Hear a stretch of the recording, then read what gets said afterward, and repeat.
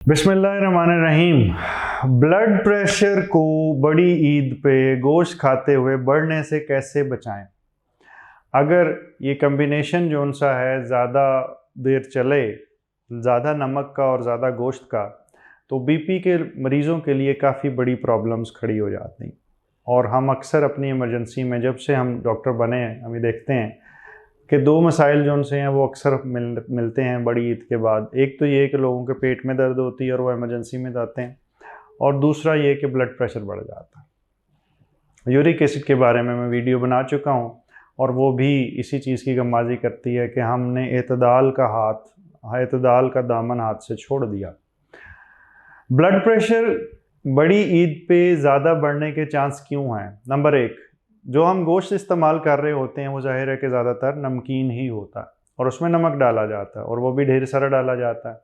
और बड़ी ईद के दिन अमूमी तौर पे अगर सेपरेट बन भी रहा होता है तो उस दिन कहा जाता है कोई बात नहीं, आज का दिन है, आज तो सबके साथ ही खाएं, कोई बात नहीं, आज एहतियात ना भी करें, कल से कर लीजिएगा, परसों से कर लीजिएगा।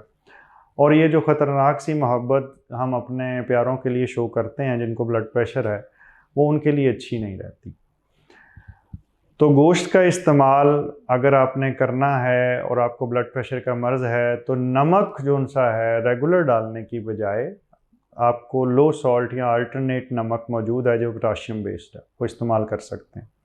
लेकिन इसमें ये चीज़ का ख्याल रखें कि अगर आपके गुर्दे का मसला है तो फिर आप ये पोटाशियम बेस्ड वाला सॉल्ट भी इस्तेमाल नहीं कर सकते, जो लो सॉल्ट, नो सॉल्ट के नाम से आता है, राइट सॉल्ट के नाम से भी आता है। तो गुर्दे के मरीज़ों के लिए वो मशवरा गलत है। लेकिन अगर सिर्फ बीपी है और गुर्दे ठीक हैं तो उस सूरत के अंदर ये मशवरा मुनासिब है।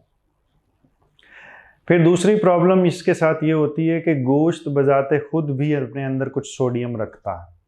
वैसे अगर नमक भी ज़्यादा इस्तेमाल किया जाए, जब गोश्त को हैवी क्वांटिटी में इस्तेमाल किया जाता है, तो उसके साथ भी जिस्म में ब्लड प्रेशर थोड़ा सा बढ़ने के चांस बढ़ जाते हैं। और उमूमी तौर पे इसके साथ, जैसे मैं अपनी पहली वीडियो में भी जिक्र कर चुका हूँ कि जब गोश्त इस्तेमाल होता है तो ये एक रिवाज बन चुका है कि हमने काले कलर की कोई ना कोई ड्रिंक साथ पीनी है, और उसमें ढेर सारा सोडियम होता, ढेर सारा नमक होता है उसके अंदर। तो अब गोश्त में भी नमक गया, उसके बाद जो ड्रिंक इस्तेमाल की उसमें भी नमक गया, और हो सकता है उसके बाद हमने कोई चावल भी बनाए हों, कोई बिरयानी भी खिदमत कर दे, और शाम उसी में कोई बारबेक्यू भी हो सकता है आ जाए, और वो सारी चीज़ें मिल के खिदमत जो सी है वो कुछ ज़रूरत से ज़्यादा हो सकती है। नतीजा ब्लड प्रेशर का बढ़ना हो जाता है। इसका इलाज क्या करें? ब्लड प्रेशर बढ़ने से बचाने के लिए सबसे पहले तो ये कि उस दिन अपनी मेडिसिन अगर आप इस्तेमाल करते हैं तो वो उसी सुबह में इस्तेमाल कीजिए, और ईद की सुबह में इस्तेमाल कीजिए, गोश्त खाने से पहले भी। फिर वंस के गोश्त खाने का वक्त आ गया तो पानी पहले पीजिए, ताकि पेट में पहले पानी मौजूद हो और गोश्त हम उतना ना खा सकें कि हम पूरा यहाँ तक भर चुके हों, और तब हम रुकें जब हमारी बस हो जाए। फिर जब गोश्त खाना शुरू कर चुके हों तो कोशिश करें कि भूख छोड़ के हाथ रोक लें।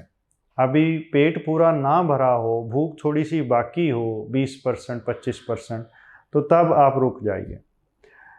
और इसके साथ वो वाली बात जो मैंने शुरू में की थी कि नमक कम इस्तेमाल करें। तो इन तीन चीज़ों का कम्बिनेशन कि अगर नमक कम इस्तेमाल करें पानी खाने से पहले, और गोश्त का इस्तेमाल भी लिमिटेड रखें, और भूख छोड़ के हम ग़िज़ा का इस्तेमाल करें, तो ब्लड प्रेशर का इंशाअल्लाह ताला सदेबाब हो जाएगा। और मुझे पूरी उम्मीद है कि गोश्त खाने के बावजूद भी बीपी ज़्यादा डिस्टर्ब नहीं होगा।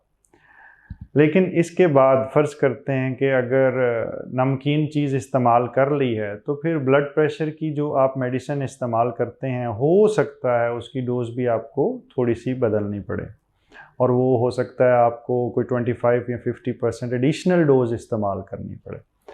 उसके लिए अपने मौलिद से रब्ता कीजिए। आपकी सिचुएशन, आपकी उम्र, आपके दिल और गुर्दे की हैसियत और उसकी ख़राबी खुदा न खास्ता अगर है तो कितने दर्जे की है, उसके लिहाज से फ़ैसला होगा कि आप उस मेडिसिन में अगर इजाफा करते हैं किसी ऐसी दावत के बाद, तो वो कितना करना, ये फ़ैसला ख़ुद मत कीजिए, ये ना हो ब्लड प्रेशर लो हो जाए।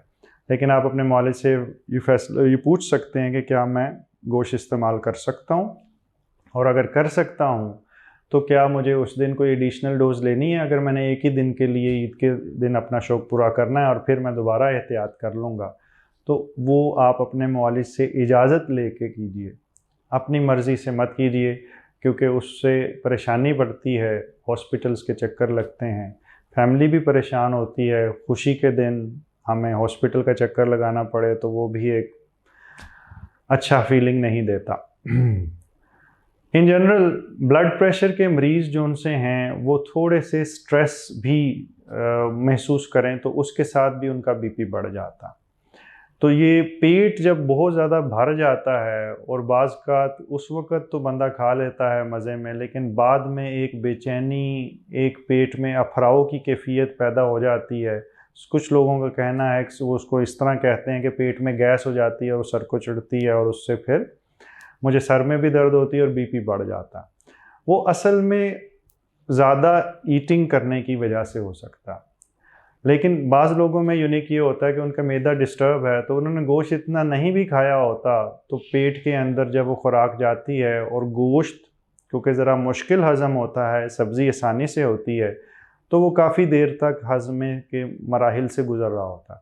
उस दौरान में दोबारा खा लेते हैं तो फिर पेट अफराव का शिकार होता है, उससे सो कॉल्ड एक गैस पैदा होती है, जो प्रैक्टिकली ऊपर को तो नहीं चढ़ती, scientifically it's not like that, लेकिन ये फीलिंग इस तरह आती है कि पेट का अफराव हुआ, उससे घबराहट पैदा हुई, वो जो सा हिजान जिस्म में पैदा होता है, सिंपैथेटिक स्टिमुलेशन होती है, और उससे भी बीपी बढ़ जाता है। तो कोशिश कीजिए कि ईद के दिन एतदाल का दामन हाथ से मत छोड़ें, पानी खुराक से पहले, गोश्त कम, भूख छोड़ के खाएं, दवाई लाजमी इस्तेमाल करें, और अगर दवाई में कोई इजाफा करना हो तो वो अपनी मर्ज़ी से नहीं, अपने मौलिज की मर्ज़ी से करें। अल्लाह ताला आपको ईद की खुशियाँ मुबारक करे, अल्लाह ताला आपको मुकम्मल ज़िंदगी दे और दूसरों की ज़िंदगी मुकम्मल करने का शर्फ अता करे। शुक्रिया।